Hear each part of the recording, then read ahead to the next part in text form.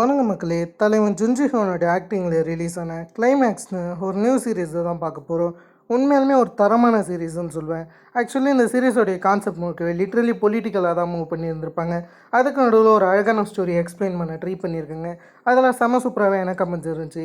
முக்கியமாக நெக்ஸ்ட் எபிசோடுக்கு எவ்வளோ பேர் வெயிட் பண்ணுறீன்றதை மறக்காமல் கமெண்ட் பண்ணுங்கள். நீங்கள் கொடுக்கக்கூடிய சப்போர்ட்டை வச்சு தான் நெக்ஸ்ட் எபிசோட்ஸ்லாம் வருதுருக்கு. கண்டிப்பாக சப்போர்ட் தருவீங்கன்னு நினைக்கிறேன். நெக்ஸ்ட் எபிசோடுக்கு வெயிட் பண்ண இருந்தாலும் அதையுமே மறக்காமல் சொல்லிட்டு போங்க. ஜுன்ஜியோன் பக்காவே அந்த கேரக்டரை பிடிச்சிருக்காரு. ஜுன்ஜியோன் தான் இதில் இருக்கிற ஒரு மிகப்பெரிய பாசிட்டிவ்னு சொல்லலாம். அது வரைக்கும் நம்ம டேரெக்டாக ஸ்டோரிக்குள்ளே போயிடலாம். ஃபர்ஸ்ட் ஆஃப் ஆல் கதையோடைய ஆரம்பத்தில் நம்ம மெயின் ப்ரோட்டகனிஸ்ட் பங்டே சியோப்புடைய வாய்ஸ் ஓவர் வந்து தான் ஆரம்பிக்கிறாங்க. நான் ஒரு ஃபேக்ட்ரி ஒர்க்கருடைய பையனாக தான் பிறந்தேன்.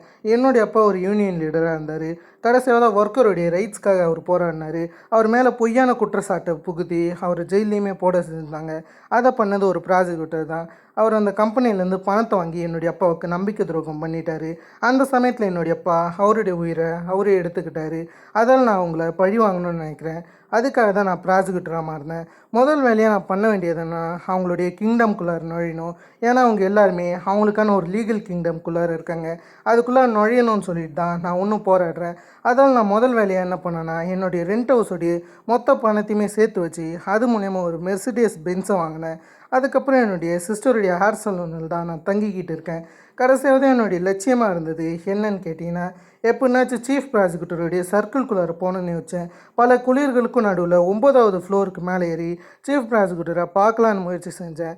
ஆனால் என்னால் அதை பண்ண முடியல. நான் அதில் தோத்துட்டேன்ற மாரி ஹீரோடைய வாய்ஸ் ஒரு அப்படியே கட் பண்ணிவிட்டு ஒரு மூலையில் ஹீரோ வாந்தி எடுக்கிற மாரி காமிக்கிறாங்க. பக்கத்தில் இருக்க ஹீரோடைய ஃப்ரெண்டு என்ன சொல்கிறேன்னா, நீ ஒன்றும் அவங்களுடைய சர்க்கிள்குள்ளார போகணுன்னு யோசிக்காத. நீ எப்படி இருந்தாலும் அங்கே போனாலும் அவங்க இன்னும் ஒரு காகிதம் மாட்டோம் மடித்து அப்படியே தூக்கி எறிஞ்சிருவாங்க. இப்படி தான் ப்ராசிக்யூஷன் வேலை செய்யுதுன்னு சொல்ல. ஆனால் இதெல்லாம் பற்றி ஹீரோவுக்கு சுத்தமாக கவலை கிடையாது. ஹீரோடைய முதல் லட்சியமாக இருக்கிறது என்னன்னு கேட்டிங்கன்னா, இவர் முன்னவே அந்த லீகல் கிங்டம் பற்றி பேசியிருந்தார்ல, அந்த கிங்டமுடைய கீ ஹீரோவுக்கு தேவைப்படுது. அந்த கேட்டுக்குள்ளார எப்படினாச்சும் நுழையணும்னு யோசிக்கிறாரு. அதோடைய முதல் வேலையாக தான் ஹீரோவுக்கு கண்ணில் ஒரு அழகான விஷயம் பட ஆரம்பிக்குது. அது வேறு எதுவும் கிடையாது, நம்ம கதையுடைய ஹீரோயினி சங்காவுடைய முகம் தெரிய வருது. ஆக்சுவலி ஹீரோயினி ஒரு ஆக்ட்ரஸாக இருக்குங்க. அந்த ஃபேம் வீடியோ தான் இவர் பார்த்துக்கிட்டு இருப்பார். சரி, அவங்கள எப்படி பார்க்குறதுன்னு இவர் யோசிச்சுன்னு இருக்கும்போது தான் ஒரு கேஸ் விட்னஸ் தரதுக்காக சங்கா இவங்க ஆஃபீஸை தேடி வந்திருந்திருப்பாங்க. அந்த சமையல் தான் ஹீரோ சங்காவை பார்த்துருந்துருப்பார். அப்படியே ரெண்டு பேரும் ஒருத்தர் பார்த்துக்க ஆரம்பிக்கிறாங்க. ரெண்டு பேருக்குள்ளார அதே இடத்துல காதல் மலர்ற மாரி காமிக்கிறாங்க. வேகமாகவே உங்களுக்கு மேரேஜ் எல்லாமே நடந்தது. ஆக்சுவலி உங்களுக்கு மேரேஜ் நடந்த இடத்துல ஏகப்பட்ட கான்ட்ரவர்சி போகுது. ஏன்னா சங்கா ஒரு டாப் லெவலான ஆக்ட்ரஸ், இதுவே ஹீரோ ஒரு போர் லெவலான ப்ராசிக்யூட்டராக தான் இருந்திருப்பார். அதில் இதை சுற்றி ஏகப்பட்ட கான்ட்ரவர்சிக்கெலாம் ஏகப்பட்ட இடத்துல போகுது. இருந்தாலும் ஹீரோயினிக்கு அதை பற்றி கவலை இல்லாத மாதிரி தான் இருக்குது. இருந்தாலும் அந்த இடத்துல ஹீரோயினிக்கு இப்படிலாம் சில பிரச்சனை போயின்னு இருக்கும்போது எவனோ ஒருத்தவன் எரியிற நெருப்பில் எண்ணெயை ஊற்றணும்னு வச்சுருப்பானு என்னமோ. அது விஷயமா இப்போதைக்கு சங்கா மேலே டாக்ஸ் எவிக்ஷன்னு வேறு ஒரு கான்ட்ரவர்சியை பரப்பி விட்டாங்க. இது உண்மையான தெரியல, ஏகப்பட்ட பணத்தை மோசடி பண்ணதாக இவங்க மேலே குற்றச்சாட்டு பண்ணியிருக்காங்க. அதில் நமக்கு ஃபேம் கிடைக்கணும்னு சொல்லிட்டு இவங்க சில லோக்கலான டிவி ஷோஸில் கலந்துக்க ஆரம்பிச்சுருந்துருப்பாங்க. அதில் ஏகப்பட்ட நெகட்டிவ் கமெண்ட்ஸ்லாம் வந்துக்கிட்டு இருக்கும். அதெல்லாம் பார்த்த சங்காவுக்கு நெக்ஸ்ட்டு என்ன பண்ணுறதுன்னு தெரியல. ஏன்னா இவங்க ஒரு மிகப்பெரிய வீழ்ச்சியை நோக்கி போகிறாங்க. இப்போது ஹீரோயின் யோசிக்கிறது என்னென்னா ஒரு கம்பேக் தரணும்னு யோசிக்கிறாங்க. இருந்தாலும் இந்த பக்கம் ஹீரோ ஏகப்பட்ட எலெக்ஷன் பார்ட்டிஸை பார்த்துக்கிட்டு இருப்பார். அதாவது இந்தமாரி ஹீரோ எலெக்ஷனில் நிற்க போகிற மாரி தெரியுது. அதில் ஹீரோ ஏகப்பட்ட அரசியல்வாதிகளை பார்த்து அவங்களுக்கு சப்போர்ட்டாக பேசுகிற மாரி இருக்குது. ஏன்னா நம்ம எலெக்ஷனில் நிற்கணும்னா அதுக்கு முக்கியமான உதவி தேவையானது அரசியல்வாதிகளுடைய உதவி தான். அதில் அரசியல்வாதிகள் பின்னாடி ஒரு நூல் வெட்டிக்கிட்டு இருக்காரு. அதில் சரின்னு சொல்லிட்டு இன்னும் நம்ம மூவ் வைக்கலான்னு இருக்காரு. அதில் ஹீரோ முதல் வேலையை என்ன பண்ண போகிறேன்னா ப்ராசிக்யூஷனை விட்டு போக போகிறாரு. அதை பற்றி தான் ஃப்ரெண்ட்ஸ்லாம் பேசிக்கிட்டு இருப்பாங்க. அதே இடத்துக்கு ஹீரோ வந்துடுவார். ஹீரோடைய முதல் வேலை என்னவாக இருக்குன்னா, இந்தமாரி அப்கமிங்கில் ஜென்ரல் எலெக்ஷன் நடக்க போகுதில்ல, அதோடைய நாமினிக்குள்ளாரையாச்சும் ஹீரோ வரணுன்ற மாரி யோசிச்சுக்கிட்டு இருக்காரு. அதை ஹீரோடைய பிளான் யோசிக்கும் போது இவருடைய தலையில் குண்டை போடுற மாரி வேறு ஒரு விஷயம் தெரிய வருது. அதாவது இந்த கேஸில் மேயர் நம்மே கலந்துருக்கிற விஷயம் தெரிய வருது. அதாவது இன்னும் 3 மாதத்தில் பிரசிடென்ஷியல் எலெக்ஷன் ஆரம்பிக்க போகுது. அந்த பிரசிடென்ஷியல் எலெக்ஷனில் மேயர் நம்முமே கலந்துக்க போகிறாங்களா. இதெல்லாம் பார்த்த ஃப்ரெண்ட்ஸ் இது மொத்தமே ஊழல்னு சொல்கிறாங்க. இது மொத்தத்துக்கு காரணம் அவங்களா தான் இருப்பாங்க. கண்டிப்பாக இதுக்கு வாய்ப்பே கிடையாது. மேயர் நம் தலைக்கீழ் நின்று தண்ணியை குடித்தாலும் இந்த ஒரு பொசிஷனுக்கு வர முடியாது. இது முழுக்கவே ஏகப்பட்ட பாலிடிக்ஸ் கலந்துருக்கு. அவங்க ஏமாற்றி தான் இந்த மாதிரிலாம் பண்ணுறாங்க பேசுகிறாங்க. அதாவது கூடிய சீக்கிரம் எனக்கு போகிற பிரசிடென்ஷியல் எலெக்ஷனில் மேயர் நம் நிற்க போகிறாங்க. இதெல்லாம் ஹீரோவுக்கு ஒரு மிகப்பெரிய நெருக்கடியாக இருக்கும். அதை பற்றி தான் இவங்க பேசிக்கிட்டு இருக்காங்க. இருந்தாலும் அந்த பார்ட்டியை ஓவர் பண்ணிவிட்டு ஹீரோ வீட்டுக்கு வர்றாரு. அப்படி வரும்போது தான் இந்த இடத்துல ஹீரோயினி எங்கேயோ ரெடி ஆகிட்டு இருக்குங்க. அதெல்லாம் கொஞ்சம் ஹீரோயின் எங்கே போகிறாங்கன்னு யோசிக்கிறாரு. அதெல்லாம் நீ எங்கே போகிற, எதனாச்சும் ஒரு பையனை பார்க்க போறியான்ற மாதிரி சும்மா விளையாட்டை கேட்க அந்த இடத்துல இருக்கவங்க என்ன சொல்கிறாங்கன்னா, இந்த மாதிரி நான் ஒரு முக்கியமான வேலையாக போகிறேன், புதுசாக எனக்கு சில ஃபிலிமிங் ஷெட்யூல்லாம் அமைச்சிருக்கேங்க, அதை பார்க்கறதுக்காக தான் நான் போகிறேன், எப்படி இருந்தாலும் நான் கூடிய சீக்கிரம் வந்துடுவேன்ற மாரி ஒரு முக்கியமான நபரை பார்க்க போகிறமே தெரியுது. சரின்னு ஹீரோ அதை பெருசாக கண்டுக்கல. இப்போதைக்கு ஹீரோ வந்து மேயர் நம்ம பற்றி விசாரிக்கலான்னு இருக்காரு.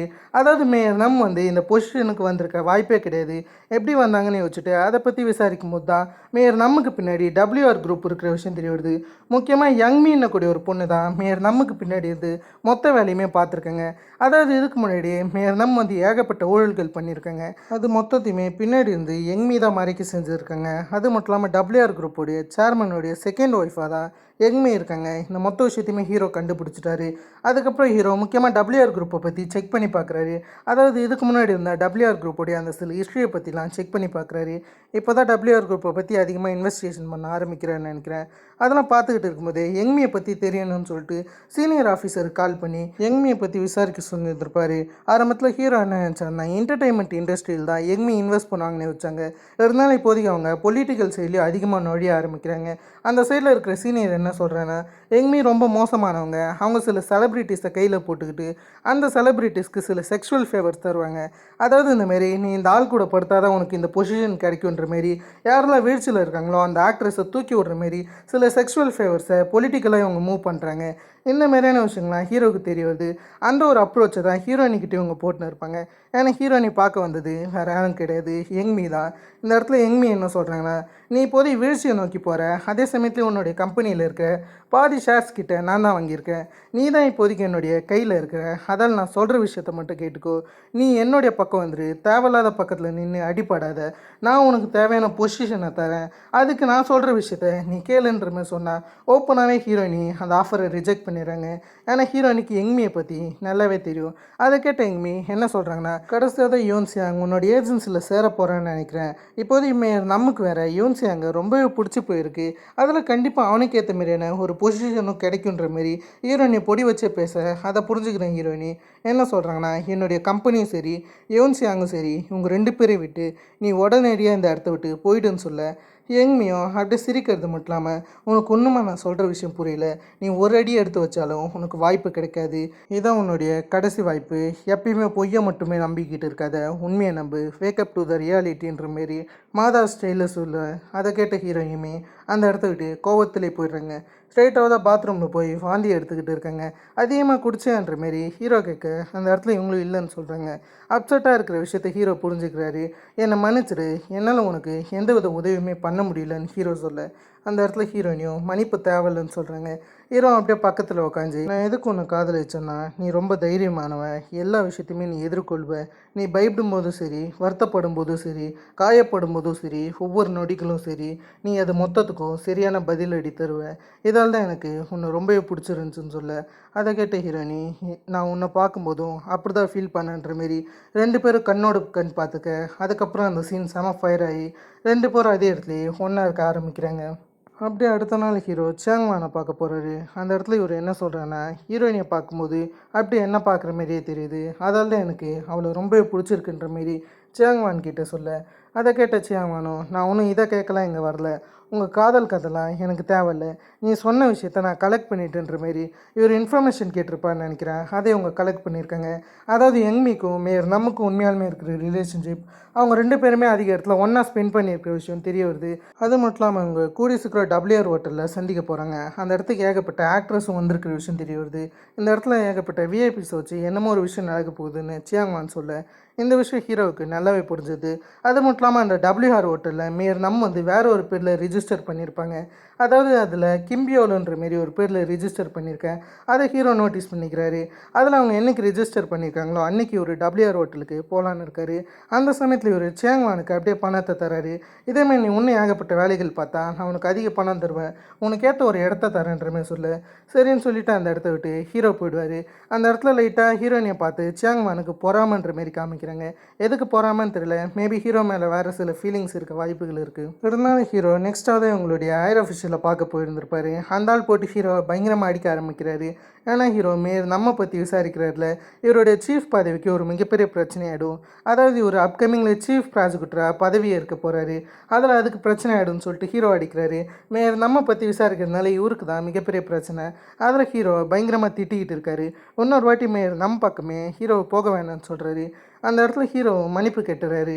ஆனால் ஹீரோ அடுத்த செகண்டே என்ன யோசிக்கிறேன்னா, ஐ ஹாவ் ஏ அதர் ஐடியாஸ்ன்னு சொல்லிட்டு நெக்ஸ்ட்டு சீன்லேயே ஒரு ஜங்வுக்கை பார்க்க வந்திருப்பார். எதுக்குன்னு கேட்டிங்கன்னா, ஹீரோ யங்மியை எதிர்க்கணும். அதுக்கு நமக்கு ஒரு உதவி தேவை தான் ஜங்வுக்கை பார்க்க வந்திருப்பார். இந்த இடத்துல நமக்கு WR குரூப்போடைய அந்த பேக்ரவுண்டை பற்றி நல்லாவே எக்ஸ்பிளைன் பண்ணி வந்திருப்பாங்க. முதல்ல நம்ம சேர்மேனை பற்றி தெரிஞ்சுக்கணும்.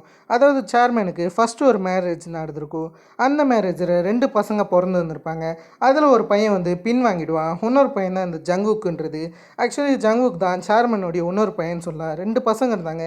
ஆனால் ஒரு பையன் பின் வாங்கிட்டான். இந்த கம்பெனி வேணான்னு சொல்லிட்டு இந்த கம்பெனிக்கு போராடுறது யங்மி, அதுக்கப்புறம் ஜங்குக் தான். யங்மியை பொறுத்தவரை கேட்டிங்கன்னா, அவங்களுக்கு சேர்மனுக்கு மேரேஜ் ஆனதுக்கப்புறம் அவங்களுக்கு ஒரு சின்ன பொண்ணு பிறந்து வந்திருப்பான். அந்த பொண்ணு தான் ஃப்யூச்சரில் WR ஹோட்டலில் ஆள போகிறது. இருந்தாலும் அது வரைக்கும் நம்ம ஆளுன்னு சொல்லிட்டு தான் யங்மி எல்லா வேலையும் பார்த்துக்கிட்டு இருக்காங்க. இருந்தாலும் அந்த இடத்துல ஹீரோ இருந்திருப்பார்ல, அந்த இடத்துல ஒரு ஸ்ட்ரெயிட்டாகவே டாபிக் கொண்டாரு. அதாவது ஹீரோவுக்கு தேவையானது நம்ம கீழே இருக்கணும். அதாவது நம்ம பிரசிடென்ஷியல் எலெக்ஷனில் போட்டிடுறாங்களே, அதுலேருந்து நம்ம கீழே இருக்கு இவர் அந்த பொசிஷனுக்கு போகணுன்னு ஆசைப்பட்றாரு. அதே சமயத்தில் தான் இந்த இடத்துல இருக்கிற ஜங்குக்குமே ஒரு ஆசை. அதாவது யங்மே இந்த கம்பெனி விட்டு வெளியே அனுப்பணும்னு சொல்லிட்டு அதுக்கு ஹீரோ உதவி செய்கிறதா சொல்கிறாரு. ஒருத்தருக்கு ஒருத்தர் உதவியாக இருக்கலாம், நம்மளால் முடிஞ்ச விஷயங்களை செய்யலாம்னு சொல்லிட்டு ஹீரோ பக்காவே இந்த பக்கம் சில விஷயங்களை பிடிக்க ஆரம்பிக்கிறாரு. அதே சமயத்தில் WR ஹோட்டலுக்குள்ளே நடக்கக்கூடிய இல்லீகலான விஷயங்களை பற்றி ஓப்பனாகவே இவர் ஜங்குக் கிட்ட பேச ஆரம்பிச்சிருவார். அது மட்டும் இல்லாமல் இவருக்கு முக்கியமாகவே ஜங்குக்கோடைய சப்போர்ட் தேவைன்னு சொல்கிறாரு.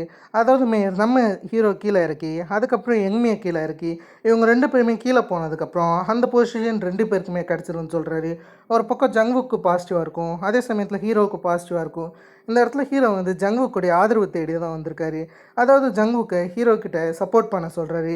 ஹீரோ நாமினியாக நிற்கிறதுக்காக ஜங்குக்குடைய உதவியை கேட்க அந்த இடத்துல ஜங்குக்கும் நான் எப்படி உன்னை நம்புறதுன்னு கேட்டேன். அந்த இடத்துல ஹீரோ சிம்பிளாக ஒரு வார்த்தை தான் சொல்கிறாரு, நீங்கள் என்ன நம்ப தேவையில்ல, நீங்கள் ஜஸ்ட்டு எல்லா விஷயத்தையுமே மேலே இருந்து பாருங்கன்ற மாரி சொல்கிறாரு. அதாவது மொத்த விஷயத்தையும் ஹீரோ பார்த்துக்கிறத சொல்கிறாரு. பின்னாடி ஜங்குக்கு இருந்தால் மட்டும் போதும்னு சொல்ல அந்த இடத்துல ஜங்குக்கு இந்த ஐடியா ரொம்ப பிடிச்சிருச்சு. ஏன்னு கேட்டிங்கன்னா, ஹீரோ ஜங்குக்கும் கிட்டத்தட்ட ஒரே கேரக்டர்ஸ் தான். அதால் 2 பேருடைய கேரக்டரிஸ்டிக்கும் ஒத்து போனதுனால அதுக்கு ஜங்குக்குமே ஒத்துக்கிட்ட மாதிரி தெரியுது. அடுத்த நாள் ஹீரோயினி உங்கள் ஏஜென்சியோடைய சிஓவோட உட்காந்து பேசுவாங்க. அதாவது கடைசியாக தான் யங்மி கிட்ட பேசின விஷயங்களை பற்றி சொல்லிக்கிட்டு இருப்பாங்க. யங்மி கடைசியாக தான் ஹீரோயினியை வார்ன் பண்ணி தான் அமைச்சிருந்துருப்பாங்க. ஹீரோயினிக்கு உதவி செய்கிறதா சொல்லியிருந்திருப்பாங்க. ஆனால் ஹீரோயினி அப்படிப்பட்ட கேவலமான ஒரு விஷயம் மூலயமா நான் டாப் ஆக்ட்ரஸாக மாற வேணும்னு நினச்சிருந்துருப்பாங்க. அதில் ஹீரோயினி பின்வாங்கி இருந்திருப்பாங்க. இதெல்லாம் பற்றி சிஓ கிட்ட சொல்ல, ஆனால் சிஓ இதுக்கு முன்னாடி வேறு ஒரு பிளான் வச்சுட்டாருன்னு நினைக்கிறேன். அதோட WR ஹோட்டலில் எப்போ நம்புகிறாங்களோ அந்த நாள் வர ஆரம்பிக்குது. அந்த நாளில் கரெக்டாக யங்மி மொத்த விஷயத்தையுமே ரெடி பண்ணி வச்சுருக்காங்க. சரின்னு சொல்லிட்டு நம்ம யாருக்குமே தெரியாமல் பேக்டோர் வழியாக அவங்க அனுப்புகிறாங்க. அதே வழியில் தான் ஹீரோவுமே மொத்த விஷயத்தையுமே ஃபுட்டேஜ் எடுத்துக்கிட்டு இருப்பார். அதாவது இதே இடத்துல தான் ஹீரோவுமே இருக்கிற மாதிரி காமிச்சிருந்துருப்பாங்க. இதுக்கு பேரலாவே ஹீரோயினிக்கு சிஓ அந்த WR ஹோட்டலுக்கு போயிருக்கிற விஷயம் தெரிய வந்திருக்கும். ஹீரோயினிக்கு என்னமோ ஒன்று தப்பாக இருக்குன்னு ஃபீல் ஆகுது. சரின்னு சொல்லிட்டு சிஓவுக்கு கால் பண்ணும்போது அவர் ஒரு குண்டு தூக்கி போடுறாரு. இவருக்கு இதை விட்டால் வேறு ஆப்ஷன் கிடையாதுன்னு சொல்கிறாரு. கடைசியாக யோன்சியாங் கான்ட்ராக்ட் சைன் பண்ண ஒத்துக்கிட்டாரா. அதில் ஒரு யோன்சியாங் WR ஹோட்டலுக்குள்ளார கூட்டிகிட்டு போகிறதா சொல்ல அதுக்குள்ளே ஒரு செக்ஷுவல் ஆக்டிவிட்டீஸ் தான் நடக்க போகுது. இந்த விஷயம் ஹீரோயினிக்கு முன்னவே தெரியும். ஹீரோயினி எவ்வளோவா அவரை வார்ன் பண்ண ட்ரை பண்ணுறாங்க. இருந்தாலும் இவருக்கு வேறு ஆப்ஷன் கிடையாது. இவருடைய கம்பெனி வேறு வீழ்ச்சியை நோக்கி போகுது. யங்மி வேறு பாதி ஷேர்ஸ் கிட்ட வாங்கியிருக்காங்க. அதில் இதான் ஒரே வழின்னு சொல்லிட்டு இவர் இந்த வேலையை பண்ண வந்திருக்காரு. திரும்ப நமக்கு WR ஹோட்டலில் காமிச்சா அதில் ஒரு ஸ்டாஃப் ஆட்டோ சியாங்வானும் வந்திருந்திருப்பாங்க. யாருக்கும் சந்தேகம் வரல. சரின்னு செக்யூரிட்டி ரூம்குள்ளார போய் அந்த இடத்துல இருக்க கீ கார்டை எப்படி அவங்க எடுத்துருவாங்க. அதை எடுத்துகிட்டு இவங்க அசிஸ்டன்ட் மூலியமாக ஹீரோ கிட்ட டெலிவரி பண்ணுருவாங்க. சரின்னு ஹீரோ அந்த கீ கார்டை எடுத்துக்கிறாரு. அதுக்கப்புறம் இவர்கிட்ட முக்கியமான ஒரு ஹெட்செட்டுமே தராங்க. அதாவது இது போடுறது மூலியமாக உள்ளார என்ன நடக்குதுன்னு தெரியும். முன்னவே உள்ளார பக் வச்சுட்டாங்கன்னு நினைக்கிறேன். அதாவது சம்பவம் என்ன ரூமில் நடக்க போகுதோ அந்த இடத்துல இவங்க பக் வச்சுருக்காங்களோ என்னமோ. இதே சமயம் தான் ஹீரோயினியும் பேக் டோர்ஸ் வழியாக இருந்திருப்பாங்க. இந்த விஷயத்தை சியாங்வான் நோட்டீஸ் பண்ணிட்டாங்க. இங்கே எதுக்கு ஹீரோயின் இருக்காங்கன்ற எண்ணத்துலேயே இவங்க ஹீரோவை கால் பண்ணி இந்த இடத்துக்கு உன்னுடைய ஒய்ஃப் வந்திருக்காங்கன்ற மாதிரி சொல்ல அதை கேட்டு ஹீரோ ஷாக் ஆகிறாரு. அது அவதானம் உறுதியாக தெரியுமான்னு கேட்டால் அந்த இடத்துல சியாங்வான் உறுதியாக சொல்கிறாங்க. ஆக்சுவலி ஹீரோயின் எதுக்காக எதுக்காக வந்திருப்பாங்கன்னா மெயினாக வந்து யோன்சி அங்கே காப்பாற்றணும்னு சொல்லிட்டு. ஏன்னா இதே இடத்துல ஒரு மிகப்பெரிய சம்பவம் ஹீரோயினுக்கு மேலே நடந்த மாதிரி தெரியுது. ஹீரோயினி அங்கே போகும்போது செம சஃபர் ஆகுறாங்க. ட்ராமா வேறு ட்ரிகர் ஆக ஆரம்பிக்குது. அதில் ஹீரோயினி பாதியிலே நின்றுடுறாங்க. சரின்னு அந்த இடத்துல இவங்க யோன்சி அங்கே நோட்டீஸ் பண்ணுறாங்க. ஆனால் யோன்சி அங்கே இவங்கள மாரி தெரியுறாங்க. அதாவது ரெட் கலரில் இவங்க இருக்காங்க. அதுக்கப்புறம் தான் நமக்கு ஒரு சீனை காமிக்கிறாங்க. அந்த இடத்துல ஹீரோயினி நான் கண்டிப்பாக இதை பண்ணணுமான்னு முன்னாடி இருக்க ஆள்கிட்ட இருக்க அவர் என்ன சொல்கிறேன்னா, ஒன்ஸ் நீ கண்ணை மூடி திறக்கும்போது நீ ஒரு மிகப்பெரிய ஸ்டாராக மாறி இருப்ப. ஜஸ்ட் நீ கண்ணை மூடினா மட்டும் போதும், எல்லாமே மாறி இருக்குன்ற மாரி ஹீரோயினிக்கிட்ட சொல்ல, அதை கேட்ட ஹீரோயினியும் பயத்துலேயே அந்த டோர் லாக்கில் கை வைக்கிற மாரி காமிக்கிறாங்க. ஹீரோயினிக்கு உள்ளார போக ரொம்ப பயமாக இருக்குது. அதே பயத்துலேயே இவங்க கை லாக்கை வச்சு உள்ளார போகிற மாரி காமிக்கிறாங்க. அது மூலயமா தான் ஒரு மிகப்பெரிய ஆக்ட்ரஸாக மாறி இருக்காங்கன்னு நினைக்கிறேன். அதே விஷயம் யோன்சாங்கும் நடக்கூடாதுன்னு சொல்லிட்டு தான் யோன்சாங்கை தடுக்க வந்திருக்காங்க. ஆனால் யோன்சாங் ஒரு தற்குறியாக இருப்பான் என்னமோ ஸ்ட்ரேரின்னு சொல்லிட்டு ஸ்ட்ரைட்டாக உள்ளார போயிடுவான். இதுக்கப்புறம் ஹீரோயினுக்கு வேறு வழி கிடையாதுன்னு சொல்லிட்டு ஹீரோயினி லிஃப்ட் வழியாக வந்திருந்திருப்பாங்க. அதே லிஃப்ட்டில் தான் ஹீரோயினி நிற்க செஞ்சுருந்துருப்பார். ரெண்டு பேரும் கிட்டத்தட்ட சேம் லிஃப்ட்டில் தான் இருக்காங்க. ஹீரோயினி ரொம்ப சஃபராக இருக்காங்க. ஹீரோ வேறு ஒரு கான்சன்ட்ரேஷனில் இருக்கிறதுனால அந்த இடத்துல ஹீரோயினி லிஃப்ட்டை விட்டு வெளியே வந்தோடனே ஹீரோ ஆரம்பத்தில் நோட்டீஸ் பண்ணல. அதுக்கப்புறம் திரும்பி பார்க்கும்போது தான் ஒருத்தர் அதே இடத்துல நோட்டீஸ் பண்ணிக்கிறாங்க. ஹீரோக்கும் ஹீரோயினிக்கிட்ட பேசணும்னு தான் தோணுது. ஆனால் கடைசியாவதா இதை விட்ட ஹீரோவுக்கு வேறு வாய்ப்பு கிடைக்காது. நம்ம கீழே இருக்க இதான் ஒரே வாய்ப்புன்னு ஹீரோ யோசிக்கிறாரு. சரின்னு அந்த லிஃப்ட் பட்டன்லேருந்து கையை எடுத்துக்கிட்டு மேல் நோக்கி போகிறாரு. இந்த சீனை செம்ம இன்டென்ஸாக மேக் பண்ணியிருந்திருப்பாங்க. கண்டிப்பாக அதிலே பாராட்டலாம். சரின்னு ஹீரோயினி அந்த இடத்துல ஹீரோவை கால் பண்ணால் ஹீரோ அதை அட்டன் பண்ண கிடையாது. ஃபோனை எல்லாத்தையுமே சுவிட்ச் ஆஃப் பண்ணிட்டு தான் உள்ளார போயிருக்கான்னு நினைக்கிறேன். சரின்னு இவருக்கு கரெக்டான ரூமை தான் தந்துருந்துருப்பாங்க. இந்த ரூம்குள்ளே தான் யோன்சாங்குமே போக செஞ்சார். ஆரம்பிக்கலாமான்ற மாரி அந்த இடத்துல ஹீரோவும் சிம்பிளாக கீ கார்டை போட்டு அப்படியே உள்ளார போகிறாரு. உள்ளார போய் அங்கே இருக்கிற மொத்த விஷயத்தையுமே இவர் ரெக்கார்ட் பண்ண ஆரம்பிக்கிறாரு. அதெல்லாம் ரெக்கார்ட் பண்ணிக்கிட்டு ஒவ்வொரு விஷயங்களாம் நோட்டீஸ் பண்ணிருக்கும்போது தான் ஒரு வேடான சவுண்டு கேட்க ஆரம்பிக்குது. அது என்ன சவுண்டுன்னு உங்களுக்கே தெரிஞ்சிருக்கும். அந்த மாதிரி ஒரு சவுண்டு கேட்டோடனே அந்த இடத்துல ஹீரோவை போய் அப்படி என்னடா சவுண்டுன்னு பார்க்கும்போது அந்த இடத்துல மேலும் வந்து சம்பவம் பண்ணிக்கிட்டு இருக்காங்க. அதாவது சிம்பிளாக உல்லாசமாக இருக்காங்க. அதை ஹீரோ வீடியோ எடுத்துகிட்டு மேயர் நம்மன்னு கூப்பிட்டு அப்படியே அழகாக ஒரு விசில் அடிக்க ஆரம்பிப்பார். அதோட இந்த எபிசோடை கம்ப்ளீட் பண்ணிட்டாங்க. கண்டிப்பாக உங்களுக்கு பிடிச்சிருக்குன்னு நினைக்கிறேன். முக்கியமாக நெக்ஸ்ட் எபிசோடு வெயிட் பண்ணுறீங்கன்னா சொல்லிட்டு போங்க. அதை தொடர்ந்து தான் நெக்ஸ்ட் எபிசோட்ஸ்லாம் வருது இருக்குது. Okay, have fun guys.